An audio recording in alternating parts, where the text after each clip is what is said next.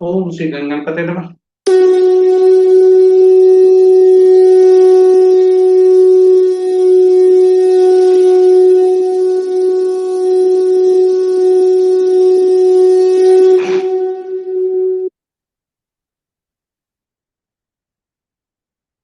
ओम श्री गणपते नमः। श्री गणेश की वंदना कर दिन के स्वामी शनिदेव श्री राम भक्त हनुमान तथा उनके स्वामी श्री राम की आराधना कर इष्ट देव का ध्यान धर गुरुजनों को नमन कर अभिनंदन करते हैं आपका वरुण स्टोर द्वारा प्रस्तुत आज के दैनिक पंचांग। यह हम नित्य प्रस्तुत किया करते हैं और इसमें डेटा जो भी प्रयुक्त होता है वह दृक पंचांग से लिया जाता है। छवि तथा ध्वनि गूगल से ली जाती है और अंक ज्योतिष की प्रस्तुति में हम एक उदाहरण के तौर पर एक्सरसाइज के हेतु एक जन्म तिथि लेते हैं गूगल से, जिनका जन्म तिथि जो ऐसे महान हस्ती का जिनका जन्मदिन आज ही है।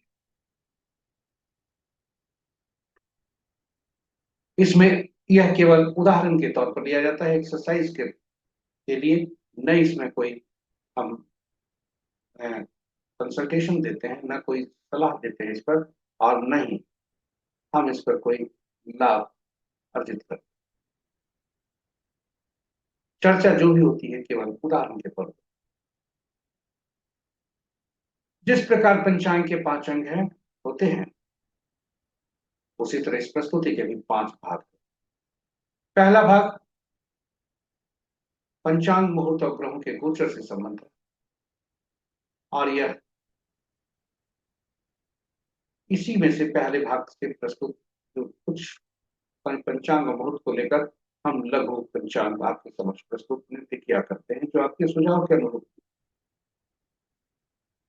दूसरा भाग नक्षत्र से है, तारा बलम इसे कहते हैं, जिससे आज का चंद्रमा का जिस नक्षत्र में गोचर है, जो नक्षत्र को तारा भी कहा जाता है, सिर्फ तारा बलम इसका नाम।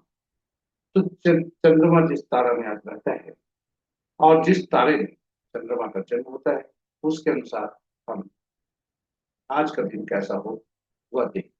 यह मूलतः नवतारा चक्र पद्धति पर आधारित है, जो सभी ग्रहों के बारे में, जातक के पूरे जीवन काल के बारे में बताता है। विस्तृत चर्चा प्रस्तुति में करें।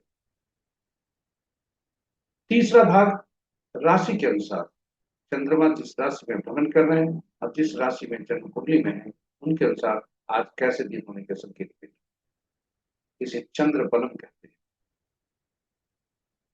चौथा भाग चौघरिया से संबंधित है। चौघरिया एक प्रकार का मुहूर्त है जो किसी भी कार्य के लिए शुभता और अशुभता का समय बताता है, और यह चाहे कार्य दैनिक हो, पहली बार हम कर रहे हैं, पूजा पाठ हो, या ऐसे कार्य जिसमें हम शुभता की अपेक्षा करते हैं, ये सभी कार्य के लिए यह उपयुक्त हुआ करता है। साथ साथ ग्रहों से संबंधित जो विशेष कार्य है उसके लिए भी यह उपयोगी होता है। तो इसकी चर्चा हम विस्तृत चर्चा प्रस्तुति में करेंगे। इसकी उपयोगिता के संदर्भ को देखते हुए हमने YouTube पर अलग वीडियो भी रखा है, यूटिलिटी ऑफ चौघरिया हिंदी में, अंग्रेजी में, और चौघरिया की उपयोगिता अंग्रेजी। चर्चा प्रस्तुति। पांचवा और अंतिम भाग अंकों के अंक में जन्म लेकर अंकों के साथ ही हम रहते हैं, खेलते हैं। यह प्रस्तुति भी अंकों के अनुसार ही है, 5 भागों। पांचवा भाग इसे मिला।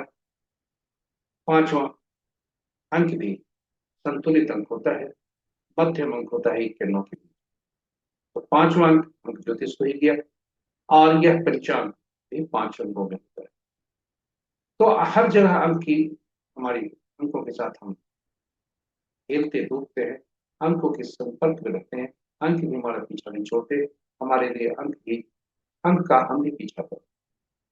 और इसी अंकों की ये में कुछ अंक हमारे साथ ऐसे भी होते हैं जो हमारे साथ आंख चौली खेल जाते।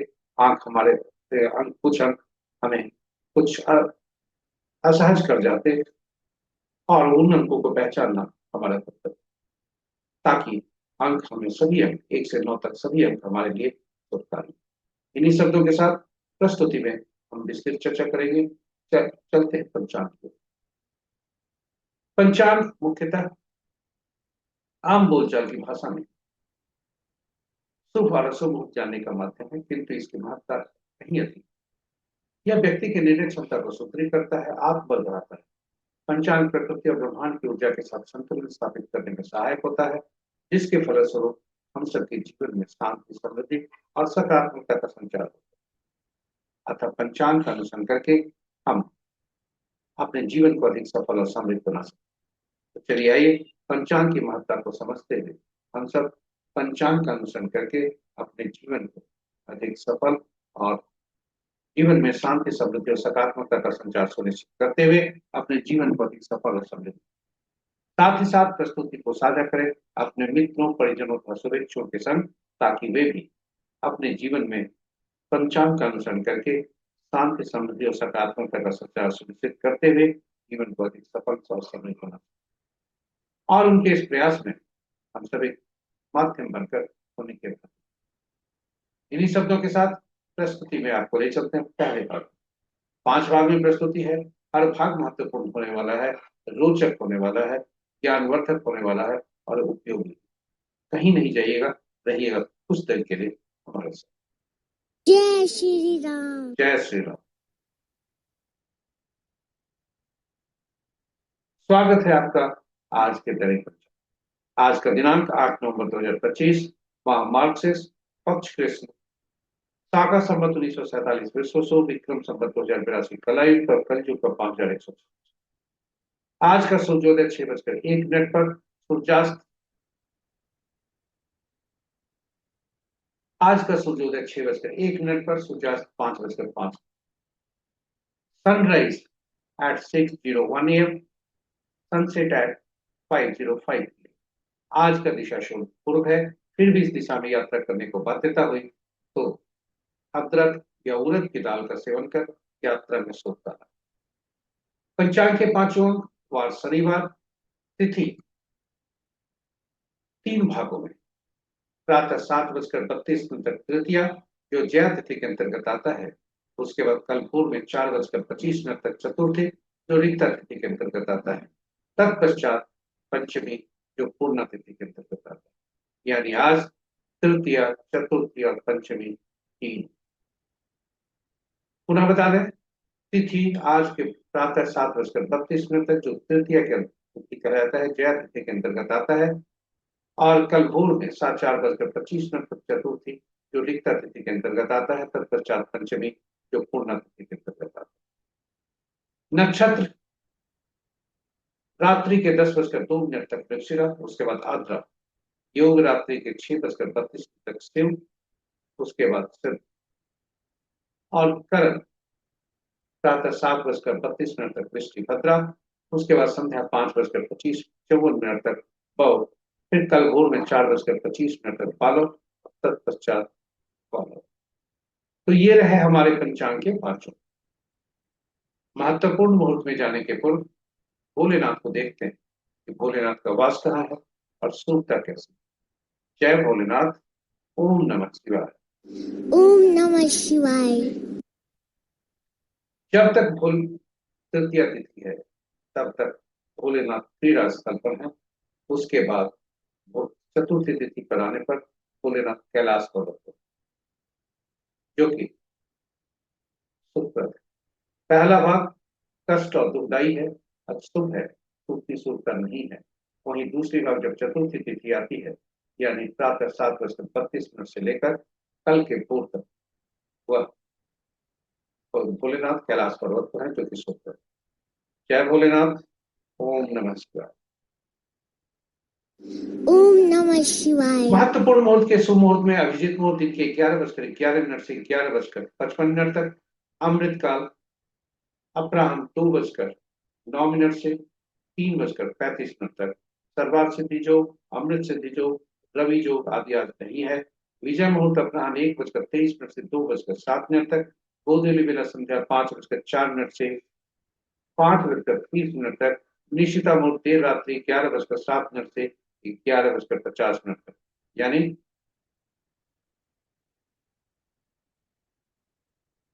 रात्रि में पूजा पाठ, साधना, तंत्र मंत्र आदि करने के लिए निशिता मुहूर्त से इसको करते हैं। अशुभ मुहूर्त में अब सबसे प्रभावी अशुभ मुहूर्त राहु काल प्रातः 8:48 से दिन के 10:10 तक, गुलिक काल प्रातः 3:02 से 7:25 तक, यमगंड अपराह्न 12:56 से 2:19 अपराह्न तक, और वर्ज्य मुहूर्त कल भोर में 5:45 से 7:13 तक। भद्रा प्रातः आज 6:02 से प्रातः 7:32 तक। आज का भद्रा का वास स्वर्ग में है। गणमूल पंचक आदि आदि। तो ये रहे महत्वपूर्ण शुभ और अशुभ ग्रहों के आकाशीय इन पंचांग और महत्वपूर्ण शुभ मुहूर्त को लेकर हम लघु पंचांग अलग से भी प्रस्तुत किया जाता है। ग्रहों की आकाशीय स्थिति को देखते हैं, जो स्थानीय समय पटना के प्रातः 5 बजे का है। अंश के अनुसार चंद्रदेव राशि परिवर्तन करने को है, जब वे वृषभ राशि से मिथुन राशि में जाएंगे, और वहीं शनिदेव बकरी की अवस्था में अपने अंश का धीरे धीरे ह्रास कर रहे हैं, इसलिए ये अभी भी बाल्यावस्था। मंगल देव अस्त हो चुके और ये लंबे समय के लिए पहली बार बहुत दिनों के बाद अस्त हो। हम पहली बार गलती से बोल रहे, बहुत दिनों के बाद ये 172 दिन के लिए प्रभाव इनका ज्यादा रहेगा। सावधानी जरूरी है। खास करके सभी लोगों से आग्रह है कि अपने एग्रेशन पर, क्योंकि मंगल ऊर्जा के कारक हैं, ब्लड के कारक हैं, आप अपने एग्रेशन पर कंट्रोल करें, गुस्से पर कंट्रोल करें।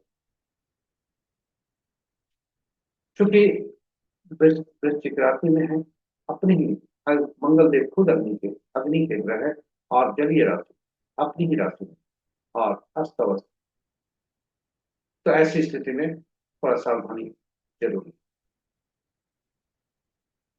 इन्हीं शब्दों के साथ आज का यदि देखें राशि के अनुसार, तो मित्र राशि में 2 ग्रह हैं, शत्रु राशि में 2 ग्रह हैं, सम राशि में 3 ग्रह हैं, और अपनी ही राशि में 2 ग्रह। और वे ग्रह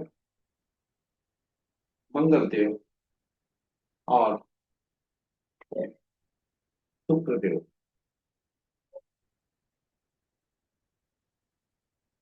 शुक्र देव की राशि में सबसे ज्यादा ग्रह 3 ग्रह हैं, मंगल देव की राशि में 3 ग्रह हैं, बुध की राशि में कोई ग्रह नहीं है, शेष ग्रहों की राशियों में एक एक ग्रह।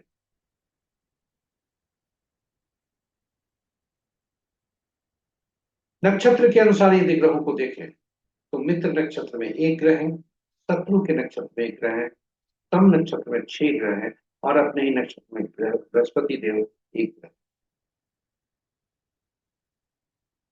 चंद्रदेव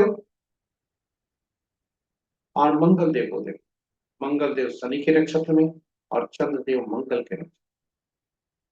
चंद्रदेव मंगल दोनों राशि के अनुसार आमने सामने।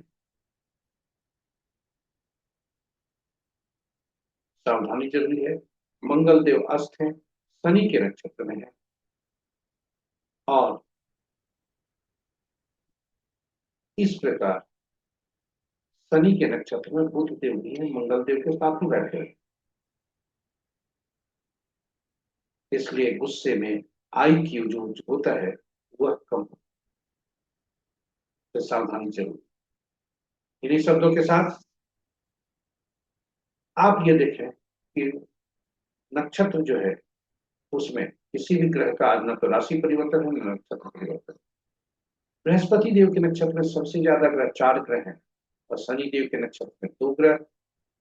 केतु सूर्य चंद्र और बुध, इनके नक्षत्रों में कोई ग्रह नहीं है, ये स्वतंत्र ग्रह हैं, और शेष ग्रहों के नक्षत्र में एक एक ग्रह। इस प्रकार आज चंद्रदेव का राशि परिवर्तन दिन के 11:14 तक होगा, और मंगल देव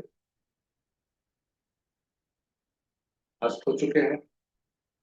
25 अप्रैल तक ये अस्त रहेंगे, और बृहस्पति देव शीघ्र ही ये भी बकरी होने जा रहे हैं। इसलिए सावधानी जरूरी है आने वाले दिन। इन्हीं शब्दों के साथ हम आपको पहले भाग की प्रस्तुति पर सबक की समाप्ति के बाद दूसरे भाग में ले चलते हैं। नक्षत्र के अनुसार आज के तारीख क्या क्या है, यानी नक्षत्र को तारा भी कहा जाता है, तो आज के तारीख क्या क्या है। चंद्रमा, इसे ताराबलम कहते हैं। चंद्रमा जिस नक्षत्र में गोचर करते हैं, जिस तारे में गोचर करते हैं, और जिस तारा में या जिस नक्षत्र में जातक का जन्म होता है, दोनों का आपस में हॉरिजॉन्टली और वर्टिकली जहां मिलान होता है, उसके अनुसार हम फल को देखते हैं। आपके सामने ताराबलम के समक्ष हॉरिजॉन्टल कॉलम में जो नक्षत्रों के नाम है, जिस तारे का नाम है, वह चंद्रमा के गोचर से संबंध होता है। और चंद्र वर्टिकल रोज में आप देखेंगे ताराबलम के नीचे वर्टिकल रोज में जो नक्षत्रों के नाम है, तारे के नाम है, वह चंद्रमा जिस नक्षत्र में, जिस तारा में जन्म कुंडली में है, उससे संबंध। और ये दोनों का जब मिलान जहां होता है, उसी को तारा कहते हैं। आज के दिन के शुभ दर्जा यह 9 स्थितियां जो जो फल होते हैं, ये इसमें 9 तरह के फल हो सकते हैं। तारा आज का जन्म में हो सकता है, संपत में, विपत में, छेद, प्रत्यरी, साधक, नैदन्य, मित्र और अति मित्र।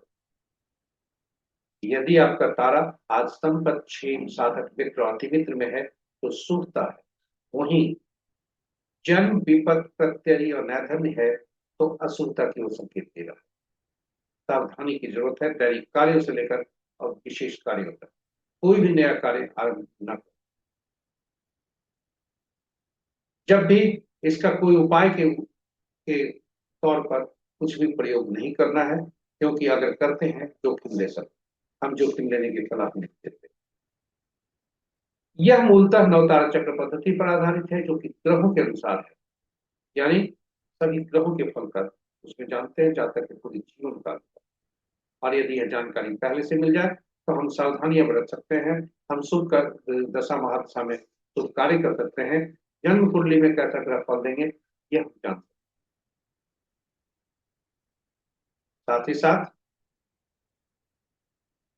हम यह भी जान सकते हैं कि हमारे लिए कौन से व्यक्ति कितना शुभकारी।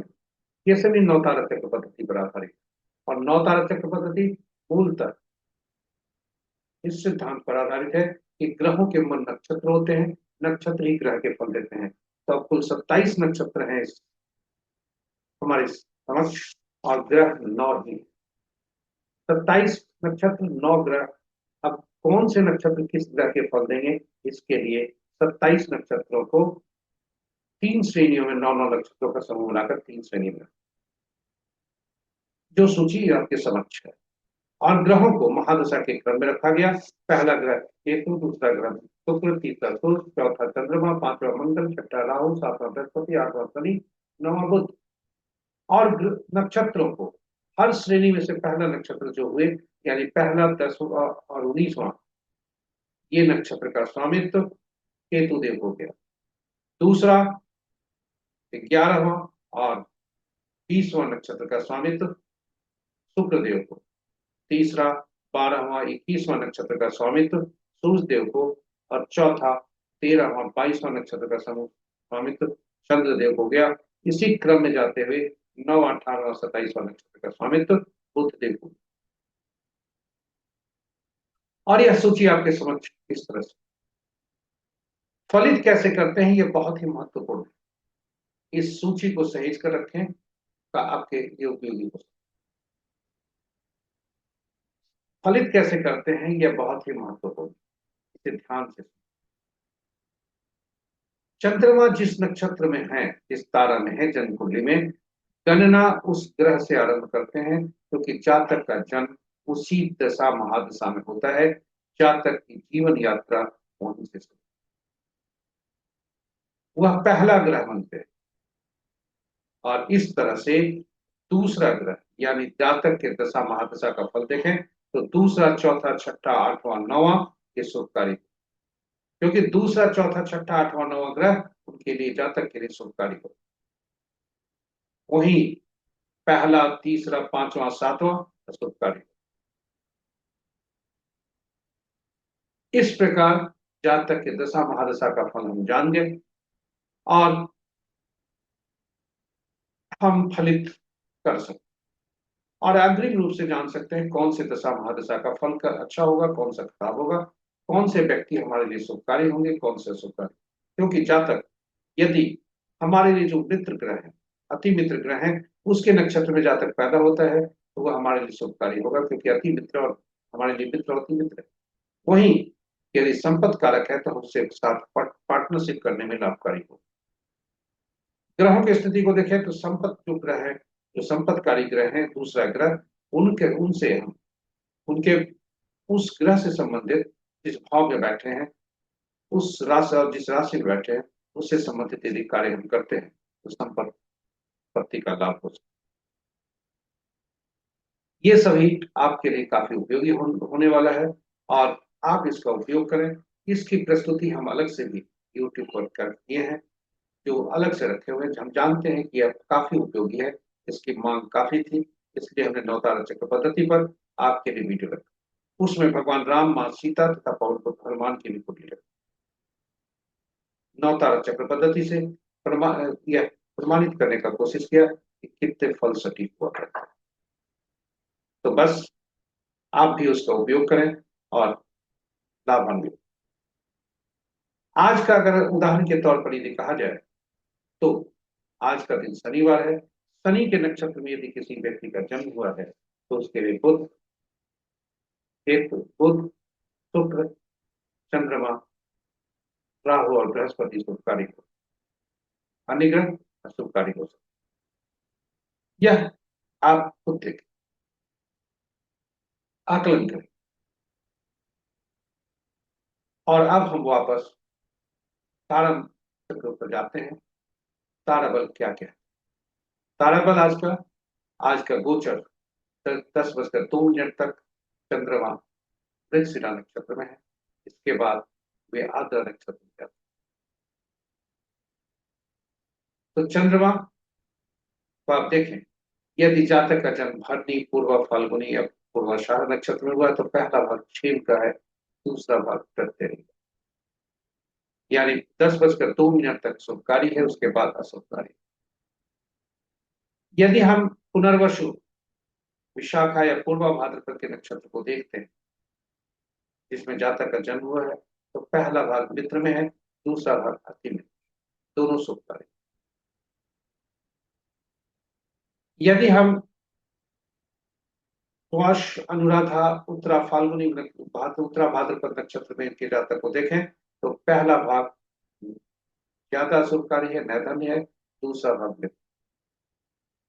इस तरह से हम नक्षत्रों के बारे में जान सकते हैं ये आज का चंद्रमा, आज का तारा क्या क्या है। यदि अशुभकारी स्थिति है तो आपको सलाह दी जाती है कि कोई भी अपना धैर्य रखें, दैनिक कार्य में सावधान रहें। दिन शनिवार है, शनि के दिन दैनिक कार्य को ज्यादा ध्यान से करना चाहिए और दैनिक कार्य में सावधानी रखें। कोई भी नया काम आरंभ कर जोखिम, क्योंकि आगे की प्रस्तुति में भी देखेंगे चौघड़िया भी आज का कहता है कि अशुभता आज के दिन ज्यादा बहुत हो शनिवार। तो चलिए अब आपको हम ले चलते हैं तीसरे भाग। हाँ, आपने उपाय के तौर पर कुछ जानकारी आपको चाहिए। जानकारी केवल केवल जानकारी के लिए, न कि उसका उपयोग करने के लिए है, जोखिम लेने। किताबों के अनुसार यदि आज का तारा जन्म में हो तो पीला कद्दू पत्ते वाली सब्जी का दान, विपत में हो तो गुड़ का दान, प्रत्यय में हो तो नमक का दान और नैधनी में हो तो उसे बहुत को त्यागना जरूरी है। मजबूरी हुई तो तिल सहित स्वर्ण का दान। तो ये केवल किताबों की बातें हैं। इसका पुनः बता दें, कोई भी उपयोग न करें, क्योंकि इसकी उपयोगिता, इसका परिहार आपको कंफर्म नहीं। और आपके प्रत्येक जो कार्य करते हैं वो सुशुभता की अपेक्षा करते हैं, इसलिए जोखिम लेने की सलाह नहीं। चलिए अगले भाग में चलते हैं। राशि के अनुसार आज कैसा दिन। आज का चंद्रमा वृषभ राशि में है, उसके बाद राशि परिवर्तन होगा जब वे बुध की राशि मिथुन में जाएंगे। तो आज दो भागों में फल, इसे चंद्र बलन कहा जाता है। पहले भाग में जब चंद्रमा वृषभ राशि में है, तो वृषभ राशि वृषभ, कर्क, सिंह, वृश्चिक, धनु और मीन राशि के जातकों के लिए शुभता के संकेत। वहीं जब वे मिथुन राशि में जाते हैं तो मेष, मिथुन, सिंह, कन्या, धनु, मकर के लिए शुभता के संकेत। शेष राशि वाले जातकों के लिए सावधान रहने की जरूरत है। दैनिक कार्यों से लेकर विशेष कार्यों तक और ईश्वर की आराधना करने को सलाह दी जाती है। अब आपको हम लेकर आए हैं चौथे भाग, चौघड़िया मुहूर्त। यह एक प्रकार का मुहूर्त है जो शुभ और अशुभ समय दर्शाता है। किसी भी शुभ काम को करने के लिए इसका उपयोग किया जाता है, चाहे वो कार्य पूजा पाठ से संबंध हो या कोई भी कार्य जिसमें हम शुभता की अपेक्षा करें।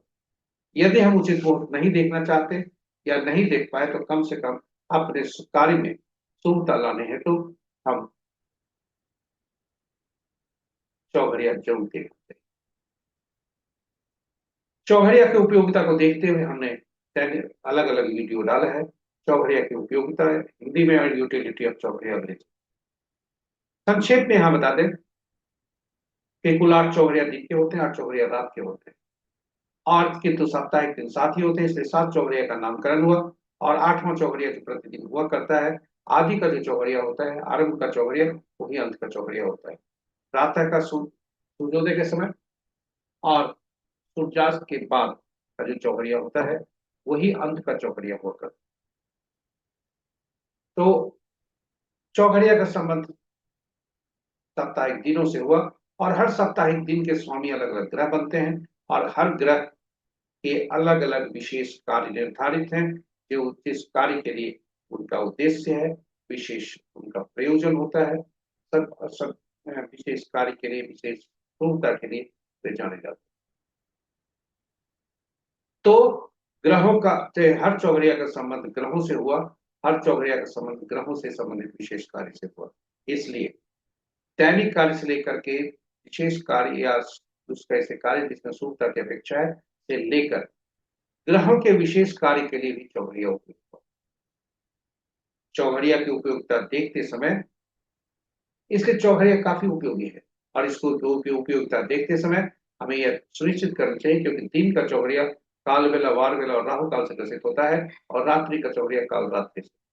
तो कोई भी चौघड़िया को संतल कार्य करने के पहले, उपयोग करने के पहले यह देखना चाहिए कि कहीं वह शुभता से अधिव्याप्त तो नहीं है। और दिन सूर्य का होता है, जो अनुभव के आधार पर हमने पाया है, रिसर्च में हमने देखा है कि दिन का चौघड़िया, दिन का जो होता है पूरे दिन सूर्य शासक होते हैं, रात्रि चंद्रमा का होता है और सूर्य और शनि में हमेशा ठनी रहती है। इसलिए शनि का चौघड़िया प्रतिदिन काल बेला से ग्रसित करता है और चंद्रमा रात्रि का है। बुध और रात्रि में आपस में बैलेंस, बुध और चंद्रमा में आपस में बैलेंसता है, इसलिए बुध का चौघड़िया, लाभ चौघड़िया हमेशा रात्रि में काल रात्रि से ग्रसित होता है, कोई और चौघड़िया काल रात्रि से ग्रसित नहीं होता है। ये हमने अनुभव और रिसर्च में पाया है। यह आपके लिए। चलिए आज का चौघड़िया देखते हैं। आज का चौघड़िया क्या क्या। आज का चौघड़िया आप देखिए, शनि चौघड़िया, शनि का दिन है, इसलिए शनि के चौघड़िया से दिन आरंभ है, शनि का चौघड़िया से दिन समाप्त है।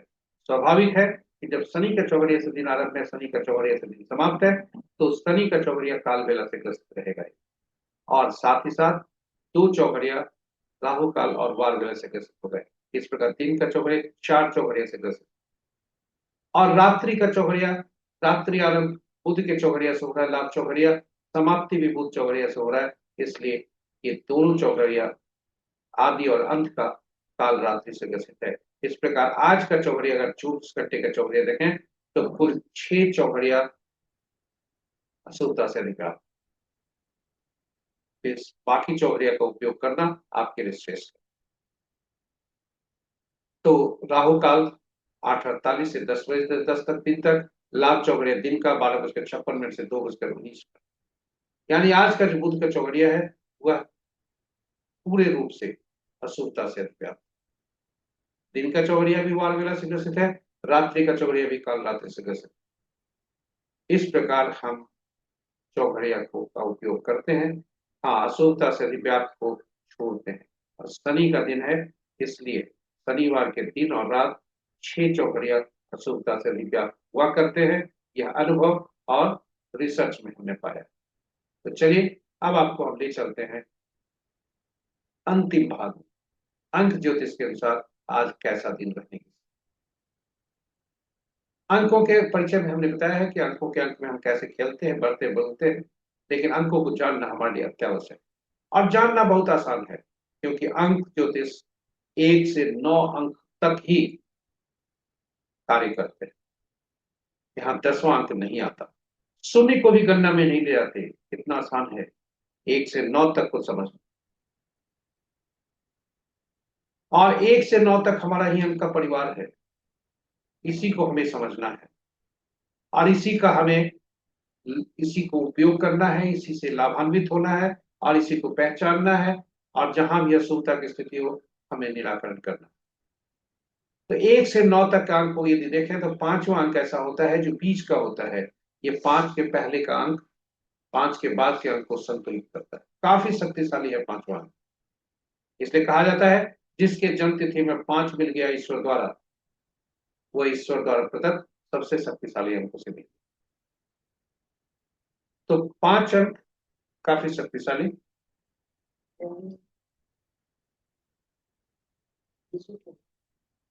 5 अंक सबसे शक्तिशाली।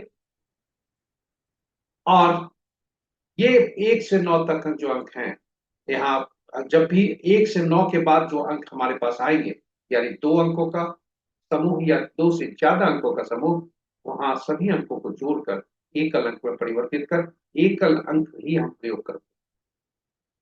यह अंक ज्योतिष का मूल सिद्धांत। ये अंक 1 से 9 तक है। इनके शासक ग्रह अलग अलग हैं। शासक ग्रह 9 ग्रह। 1 के सूर्य, 2 के चंद्रमा, 3 के बृहस्पति, 4 के राहु, 5 के बुध, 6वां का शुक्र, 7वां केतु, 8वां शनि, 8वां का शनि, 9वां का मंगल। और अंकों की दुनिया में इनकी उपयोगिता के अनुसार, इनका जो कार्य क्षेत्र है उनके अनुसार इन्हें विभिन्न नामों से पुकारा जाता है। एक को राजा से, सरकार से, और ऑफिस में यदि आप काम कर रहे हैं तो आपके बॉस से। 2 को रानी से, पार्टनर से। 3 को गुरु से, सलाहकार से। 4था को शरारती तत्वों से, नियम को तोड़ने वाले व्यक्तियों से, झूठ बोलने वाले व्यक्ति। 5 राजकुमार से। 5 राजकुमार से।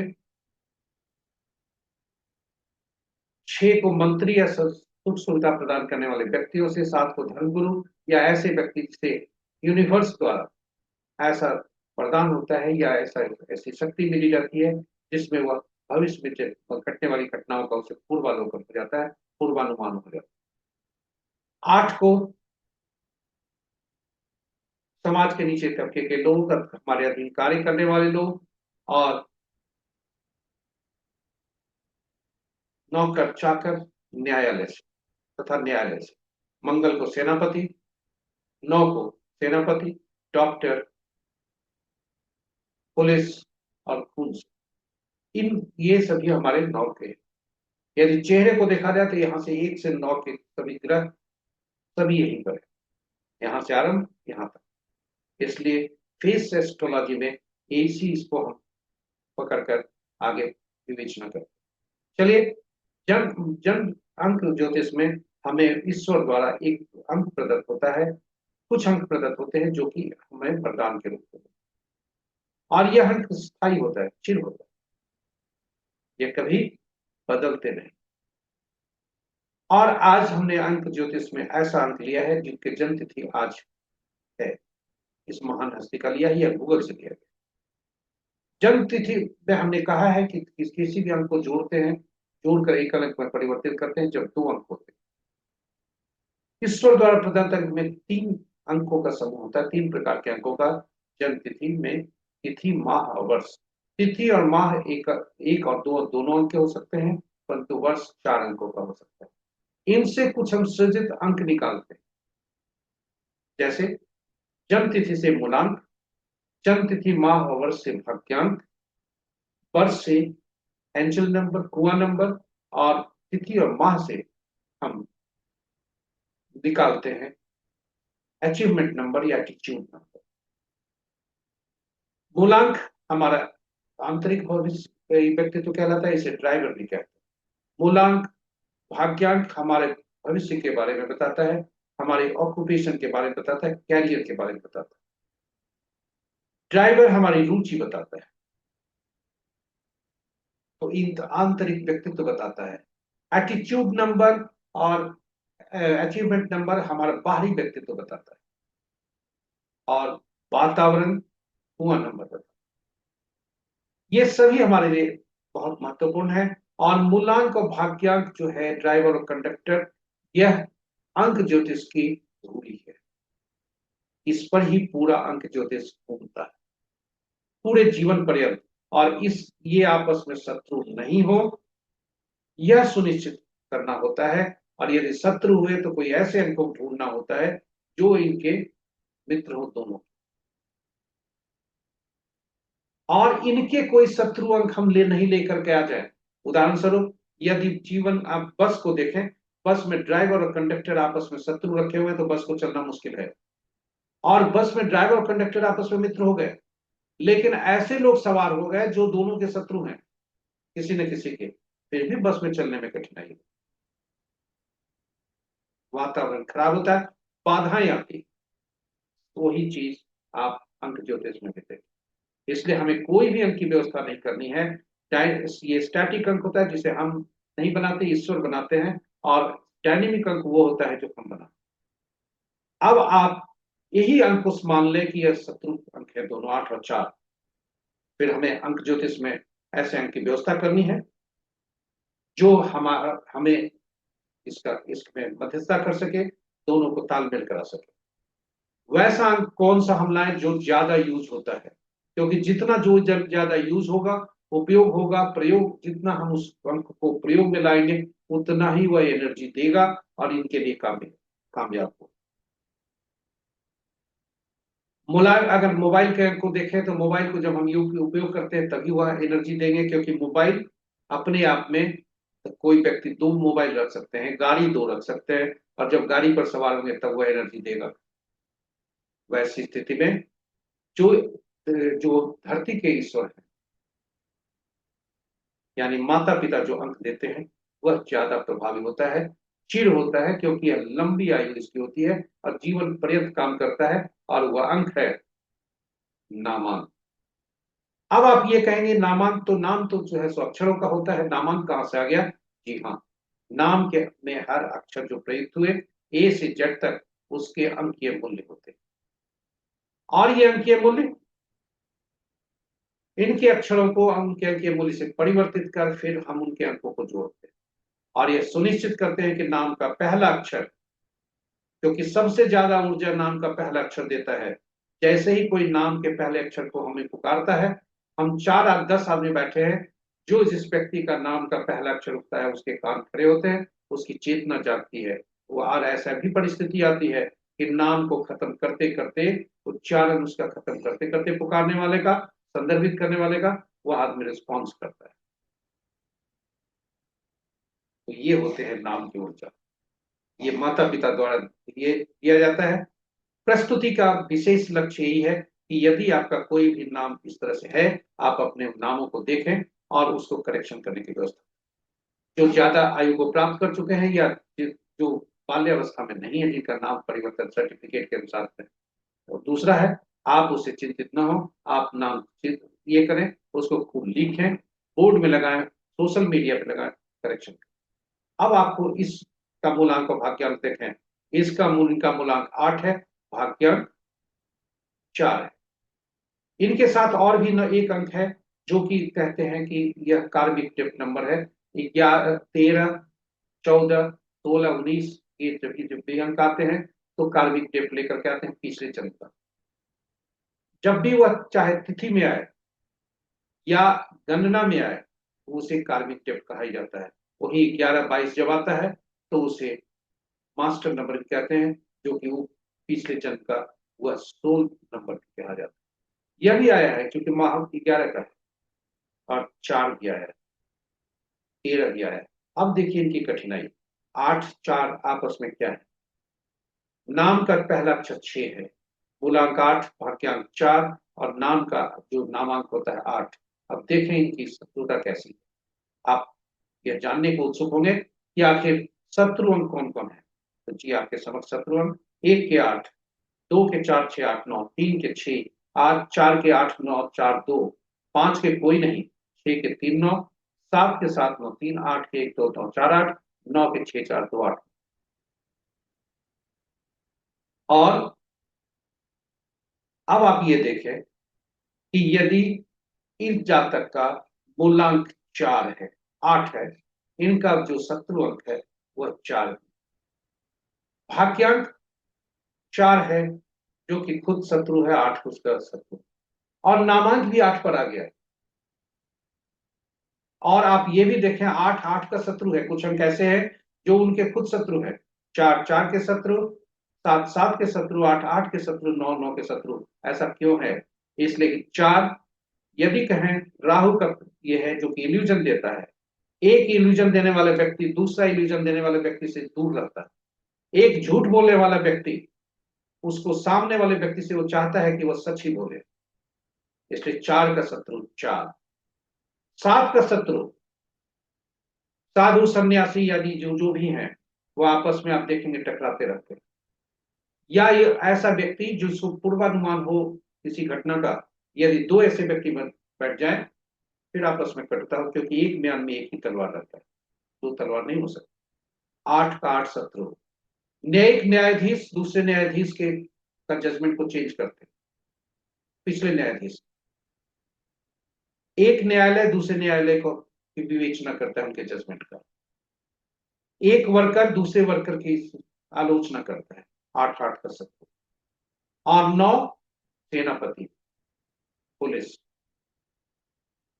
एक खून, हमारा खून आपके खून से नहीं मिल सकता।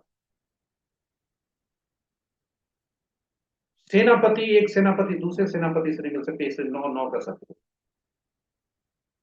तो अब देखें यहां 8 8 का शत्रु है, इसलिए नाम भी यहां गलत है। हम कोई विवेचना नहीं कर रहे, यह आप भी देखें अपने किसी निकट संबंधी का, अपना, सभी संबंधियों का, और उसे सिर्फ ठीक करने की व्यवस्था करें। अंक ज्योतिष समझना बहुत आसान है, उसका उपयोग करना बहुत आसान है। शत्रु अंक को पहचाने और शत्रु अंक को लाने की व्यवस्था न करें, नहीं तो जीवन में बाधा आएगी। नवजात शिशु का आरंभ में माता पिता होने के नाते कर्तव्य होता है कि आरंभ में ऐसी गलती न करे जिससे कि वह जीवन में आने वाले दिन में उसके लिए बाधक और ये सभी करें। मानो तो मानो, मानिए, क्योंकि मानना आज नहीं माने कल तो मानेंगे। युवा अवस्था में हर कोई को डॉक्टर के पास जाने कहिए या व्यायाम करने कहिए, कोई नहीं जाता। लेकिन बाद जब वृद्धावस्था में हर कोई इस चीज को चिंतित है कि थोड़ी दिन और आयु बढ़े। तो ऐसी स्थिति में पहले ही करेक्शन करना आसान है, चाहिए एक माता पिता के नाते। और आप भी जिस व्यक्ति का भी है उसे पहचाने। हाँ, वॉवेल और कॉन्सोनेंट का भी होता है, प्रयास करें वॉवेल और कॉन्सोनेंट भी मित्र रहे। तो फिर चर्चा बाद में, आज का दिन का सूत्रता देखते हैं। हाँ, अगर एक बात और बताते हैं यहाँ पर कि आप यदि जातक का वर्तमान वर्ष कैसा होगा यह निकालने के लिए एक सूत्र करते हैं। पूरे जन्म तिथि में से वर्ष को निकाल दीजिए और वर्तमान वर्ष को वहां रख दीजिए। और जब वर्तमान वर्ष को वहां रख दिए तो अब उसका भाग्यांक निकाल दीजिए, पूरे अंकों को जोड़ दीजिए। वह अंक यदि मूलांक और भाग्यांक का शत्रु बनता है तो फिर संकट वाला पर सावधानी रखने की जरूरत है। वही यदि वह अंक तटस्थ या मित्र रहता है, शत्रु अंक नहीं है तो या तो तटस्थ है या मित्र है, फिर उसके लिए दिन अच्छे होने की संभावना है। साथ ही साथ रनिंग एज भी देखें। उदाहरण स्वरूप यदि इनका जातक का देखें तो 8 1 9 1 10 होता है। 10 अंक जो है और उसमें 2025 को जोड़ें तो भी 10 बनता है, 1 बनता है। मूलांक इनका 8 है, 1 8 का शत्रुता है। और यहां पर देखें 7 है, 7 जो है रनिंग एज है इनका। ये 7 1 8 का, 8 के साथ 7 शत्रुता नहीं है, 4 के साथ 7 शत्रुता नहीं है। इसलिए मिला जुला करके ये समय इनका थोड़ा सा सावधान रहने की जरूरत है और ये परिस्थितियां ठीक हो सकती। इन्हीं शब्दों के साथ आज का दिन के बारे में देखते हैं। आज का दिन क्या कहता है? आज 8/11/2025, मूलांक 8, भाग्यांक 1, दोनों आपस में शत्रु हैं। तो 8 अंक को हम नहीं लेते हैं क्योंकि मूलांक हम विभिन्न मूलांक पर लेंगे जिनकी जन्मतिथि। और आप देखें तो एक को लेते हैं, एक राजा होता है, सरकार होता है, बॉस होता है, इसके किसी से शत्रुता नहीं होती, इसकी सभी से मित्रता होती है। शत्रुता होती है सरकार की किससे? न्यायाधीश से। सरकार से ग्रीवांसेस किसका होता है? वर्कर का। इसलिए 1 और 8 आपस में शत्रु। तो आज जिस जातक का जन्म 8/17/26 को हुआ है उनके लिए थोड़ा सावधान रहने की जरूरत है, स्वास्थ्य के प्रति सचेत रहने की जरूरत है। बाकी सभी के लिए दिन आज के बल्ले बल्ले। अति मित्र, ये तो ये रहा आज की प्रस्तुति। आशा करते हैं ये प्रस्तुति आपके लिए उपयोगी रहा होगा, ज्ञानवर्धक रहा होगा और रोचक। इन्हीं शब्दों के साथ आपका जो सुझाव मिलता रहा है वह इस प्रस्तुति को और बेहतर और रोचक बनाने में हमें मदद मिलता है और इसके लिए आपको बहुत बहुत धन्यवाद। हमारे साथ बने रहे इस प्रस्तुति में, इसके लिए भी बहुत बहुत धन्यवाद। और यदि इस प्रस्तुति को पहली बार देख रहे हैं तो चैनल को सब्सक्राइब जरूर करें, साथ ही साथ नोटिफिकेशन बटन को दबा दें ताकि हमारे हर प्रस्तुति की सूचना आप तक पहुंच सके और आप उससे लाभान्वित हो सकें। साझा करें प्रस्तुति को अपने मित्रों, परिजनों तथा बच्चों के संग। ज्ञान को बांटे, सरस्वती बांटने के लिए है। ज्ञान को बांटे ताकि उनके जीवन में भी सुख तक कुछ अंश तक भी तो आ सके। और अंत में पुनः इस वादे के साथ कल नई प्रस्तुति के साथ आएंगे। आपका आशीष, आपकी शुभकामनाएं बनी रहे। हम इस शनिदेव तथा श्री राम भक्त हनुमान और श्री राम से प्रार्थना करते हैं कि आपका दिन शुभता। जय श्री राम, जय जय शनिदेव, जय श्री राम, जय।